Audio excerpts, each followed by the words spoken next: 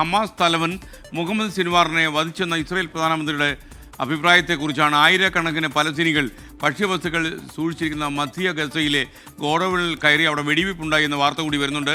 V P James വിദേശ വാർത്തയെ അപഗ്രഥിക്കാൻ തത്സമയം വരുന്നു. Good morning V P James. Good morning S K. Hi ജെയിംസെ, മഴയൊക്കെ എങ്ങനെ ഉണ്ടായിരുന്നു? നല്ല മഴയാണ്.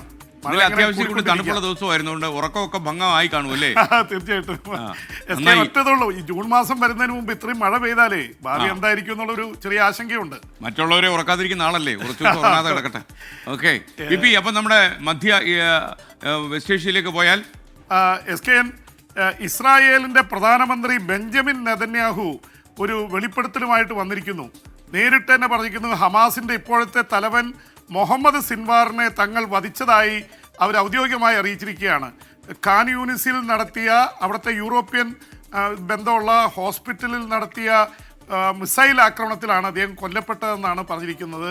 എന്തായാലും ഇത് സംബന്ധിച്ച് വലിയ രീതിയിൽ അഭ്യൂഹങ്ങളുണ്ടായിരുന്നു. മുഹമ്മദ് സിൻവാറിനെ കുറിച്ച് വേറെ ഒന്നും വിവരങ്ങൾ ലഭിക്കുന്നില്ലായിരുന്നു. അതിനിടയിലാണ് ഇപ്പോൾ സ്ഥിരീകരണം വന്നിട്ടുള്ളത്.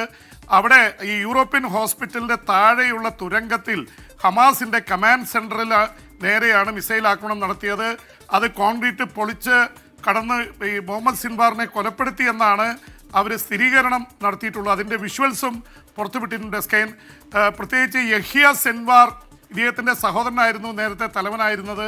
അതിനു മുമ്പ് ഇസ്മായിൽ ഹനിയെ ആയിരുന്നു. ഇസ്മായിൽ ഹനിയെ അവർ ഇറാനിൽ പോയി കൃത്യമായിട്ട് ബോംബ് ഫിറ്റ് ചെയ്ത് വധിക്കുകയായിരുന്നു. ഇസ്മായിൽ ഹനിയയ്ക്ക് ശേഷമാണ് യഹ്യ സിൻവാർ ഹമാസിൻ്റെ തലവനായി വന്നത്. അപ്പം അദ്ദേഹത്തിൻ്റെ സഹോദരൻ യഹ്യ സിൻവാർ കൊല്ലപ്പെട്ടപ്പോൾ അദ്ദേഹത്തിൻ്റെ സഹോദരൻ മുഹമ്മദ് സിൻവാർ വന്നു. മുഹമ്മദ് സിൻവാറിനെയും വധിച്ചിരിക്കുന്നു. വലിയൊരു വിജയമായിട്ടാണ് ഇസ്രായേൽ പ്രധാനമന്ത്രി ബെഞ്ചമിൻ നെതന്യാഹു ഇതേക്കുറിച്ച് പ്രതികരിച്ചത്. എന്തായാലും യുദ്ധം തീരാനുള്ള സാധ്യതകൾ ഒന്നും ഉരുത്തിരിഞ്ഞിട്ടില്ല. അതേസമയം 80% ഗസയുടെ നിയന്ത്രണം ഇസ്രായേൽ ഏറ്റെടുത്തിരിക്കുകയാണ്. അതിനിടയിൽ വളരെ ദുഃഖകരമായിട്ടുള്ള കാര്യങ്ങൾ സംഭവിച്ചുകൊണ്ടിരിക്കുന്നത് അവിടുത്തെ 20 ലക്ഷത്തോളം ജനങ്ങൾ പട്ടിണിയിലാണ്. അപ്പോൾ പട്ടിണി സഹിക്കവയ്യാതെ ഇന്നലെ പറഞ്ഞാണ് എസ് കെ, ഒരു ഭക്ഷ്യവിതരണ കേന്ദ്രം അത് ഇസ്രായേലും US കൂടി നടത്തുന്നതാണ്. ഐക്യരാഷ്ട്രസഭയെ പുറത്താക്കി അവർ ഏറ്റെടുത്തു. US കോൺട്രാക്ടേഴ്സ് ഇസ്രായേലിൻ്റെ നടത്തിപ്പ്. ഇസ്രായേലിൻ്റെ സൈനികരാണ് കാവൽ നിൽക്കുന്നത്. അവിടേക്ക് ജനം ഇടിച്ചു കയറി വെടിവെപ്പ് നടന്നു. 2-3 പേര് കൊല്ലപ്പെട്ടു. 50-ലേറെ പേർക്ക് ഗുരുതരമായി പരിക്കേറ്റു. അപ്പോൾ വീണ്ടും മധ്യ ഗസയിൽ ഭക്ഷണ ഗോഡൌൺ, നമ്മൾ വെയർ ഹൗസ് എന്നൊക്കെ പറഞ്ഞാൽ ഭക്ഷണ ഗോഡൌന് നേരെ ആയിരക്കണക്കിന് പട്ടിണി കിടന്ന് ഒരു തരത്തിൽ നിൽക്കാൻ പറ്റാത്ത ജനക്കൂട്ടം ഇരച്ചു കയറി വെടിവെപ്പുണ്ടായി. 2 പേർ കൊല്ലപ്പെട്ടു. അപ്പോൾ ഭക്ഷണം കിട്ടാതെ ആൾക്കാർ മരിക്കുന്നു. ഏതാണ്ട് 400-ലേറെ പേർ പട്ടിണി മരണമുണ്ടായാൽ കുട്ടികളാണ് കൂടുതൽ. അപ്പോൾ ഈ അവസ്ഥയിൽ ഒരു ഗസ ഒരു പൊട്ടിത്തെറിയുടെ വക്കിലാണ്. പക്ഷേ ഇസ്രായേലിൻ്റെ ബോംബുകൾക്കും മിസൈലുകൾക്കും ഷെല്ലുകൾക്കും നടുവിൽ ജനത്തിനൊന്നും ചെയ്യാൻ പറ്റാത്ത അവസ്ഥയാണ്. 20% പ്രദേശത്താണ് ഇപ്പോൾ 23 ലക്ഷം ജനങ്ങൾ തിങ്ങിക്കൂടി പാർക്കുന്നത്. തെക്കൻ ഗസയിലാണ്. തെക്കൻ ഗസയിൽ മാത്രമാണ് ഭക്ഷണം കൊടുക്കുന്നത്.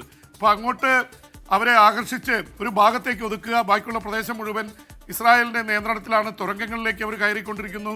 ഈ തരത്തിൽ ഇസ്രായേൽ സമ്പൂർണ്ണ ആധിപത്യത്തിനുള്ള ശ്രമത്തിലാണ്. ഇതിന് ഇടയിൽ തന്നെ യുദ്ധം അവസാനിപ്പിക്കണമെന്ന് ആവശ്യപ്പെട്ട് ഇസ്രായേൽ വ്യാപകമായ പ്രക്ഷോഭം നടക്കുന്നുണ്ട്. ഓക്കെ പി ബി ജെയിംസ്, മറ്റൊരു കാര്യം, ഈ യുക്രൈന് ദീർഘദൂര മിസൈലുകൾ നിർമ്മിച്ച് നൽകാൻ ജർമ്മനി ഒടുവിൽ തീരുമാനിച്ചു എന്ന വാർത്ത വരുന്നു. ഈ അടുത്ത കാലത്തൊന്നും യുക്രൈൻ റഷ്യ യുദ്ധം അവസാനിക്കില്ല എന്നുള്ളതിൻ്റെ സൂചനയായിട്ട് നമുക്കിതിനെ കാണാമോ? തീർച്ചയായിട്ടും എസ് കെ. ഇതുവരെ വ്ളാഡിമിർ സെലൻസ്കി അമേരിക്കയുടെ ഭീഷണിക്കും ഒക്കെ നടുവിൽ, കണ്ണുരുട്ടി കാണിച്ചതിനൊക്കെ നടുവിൽ ഏതാണ്ട് ലെറ്റ് ഡൗൺ ചെയ്യുന്ന അവസ്ഥയായിരുന്നു. പക്ഷേ യൂറോപ്പ് നിലപാട് മാറ്റിയിരിക്കുന്നു. പ്രത്യേകിച്ച് ജർമ്മനിയിൽ പുതിയ നേതൃത്വം വന്നിരിക്കുന്നു. ഒലോഫ് ഷോൾസിൻ്റെ സോഷ്യലിസ്റ്റ് പാർട്ടി തോറ്റ് അവിടുത്തെ കൺസർവേറ്റീവ് ക്രിസ്ത്യൻ ഡെമോക്രാറ്റിക് പാർട്ടിയുടെ നേതൃത്വത്തിൽ ഫ്രെഡറിക് മെർസാണ് പുതിയ ചാൻസലറായിട്ട് വന്നിരിക്കുന്നത്. അദ്ദേഹം ഈ യുക്രൈന് കൂടുതൽ ആയുധം നൽകണമെന്ന വാദക്കാരനാണ്. നേരത്തെ പ്രതിപക്ഷത്തായിരുന്നപ്പോഴും വാദിച്ചതാണ്.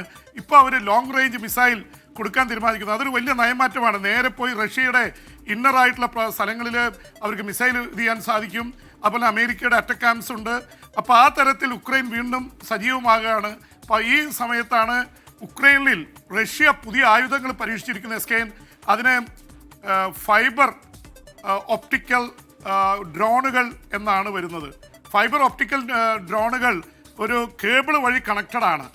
അപ്പോൾ ഇതിൻ്റെ പ്രത്യേകത മറ്റൊക്കെ ആണെങ്കിൽ ഇലക്ട്രോണിക് ഡിവൈസിനെ വഴി ഈ റേഡിയോ ഫ്രീക്വൻസി കട്ട് ചെയ്തിട്ട് സാധാരണ വരുന്ന ഡ്രോണുകളെ കില്ല് ചെയ്യാൻ പറ്റുമായിരുന്നു. പക്ഷേ ഈ ഡ്രോണുകളുടെ പ്രത്യേകത, ഈ ഡ്രോണുകൾ കൃത്യമായിട്ട് ചെന്ന് കെട്ടിടങ്ങളിലെ ഉള്ളിലേക്ക് ചെന്ന് ടാർഗറ്റഡ് ആയിട്ടുള്ള ആൾക്കാരെ തന്നെ കണ്ടുപിടിച്ച് കൊല്ലും എന്നുള്ളതാണ്. അത് വല്ലാത്ത ഭീതി പരത്തിയിരിക്കുകയാണ്. ഉക്രൈനേക്കാൾ കൂടുതൽ ഈ ഫൈബർ ഒപ്റ്റിക്സിൻ്റെ ഡ്രോണുകളുള്ളത് റഷ്യക്കാണ്. ആ റഷ്യ അത് പ്രയോഗിച്ചു തുടങ്ങിയിരിക്കുന്നു. നിരവധി പേരെ പിടികൂടുന്നു, നിരവധി പേരെ കൊല്ലുന്നു. അതുപോലെ തന്നെ റഷ്യ അറ്റാക്ക് കൂടുതൽ ശക്തമാക്കിയിരിക്കുകയാണ്. അമേരിക്കൻ പ്രസിഡന്റ് ഡൊണാൾഡ് ട്രംപിന്റെ ഭീഷണിയൊന്നും റഷ്യയെ ഏൽക്കുന്നില്ല.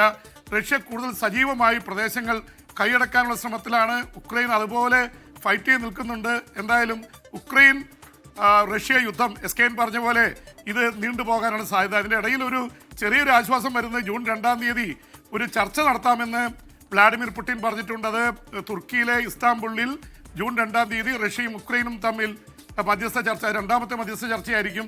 ആദ്യത്തെ ചർച്ചയിൽ ഒരു വിജയം ഉണ്ടായില്ല. അതുകൊണ്ട് തന്നെ ഉക്രൈൻ ഇതേക്കുറിച്ച് ഒന്നും പ്രതികരിച്ചിട്ടില്ല. എസ്കേൻ. Okay, thank you B James. ഇനി വിദേശ വാർത്തകളുമായി നമുക്ക് നാളെ സന്ധിക്കാം.